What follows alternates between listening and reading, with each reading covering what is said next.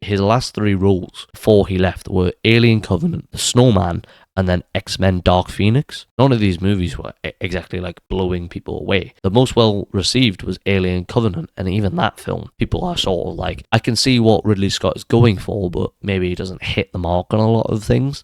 The Snowman, this movie it's so boring. And then his final one being X-Men Dark Phoenix, one of the worst received films of that year, if not the worst. Michael Fassbender was a sought-after guy, but the films that he was sought after in probably weren't hitting it in the way that he wanted it to. But then if you look at the 4 films that he's done since he came back in 2023, it's very interesting, and it suggests that there's been some sort of shift in a lot of these actors. I think will go one of 2 ways. Either they'll go Marvel as they get older, and they'll go, well, I'm collecting a paycheck because I never got a big paycheck, or they'll go, actually, I'm going to go more indie, I'm going to focus on smaller productions, and I'm going to focus on more autoristic directors. So he started off with The Killer, which is the David Fincher Netflix film. I love this film. Again, it's another one that is like quite simplistic, but I think it's really, really charming.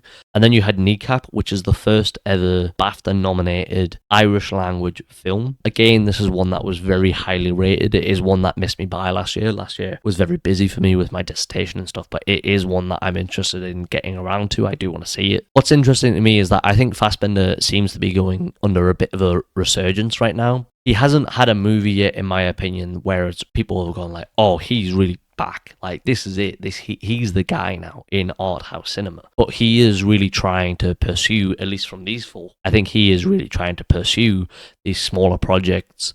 You're focusing on those films because you find them interesting yourself. And of course, Michael Fassbender is Irish, so he is always going to be interested in Irish projects.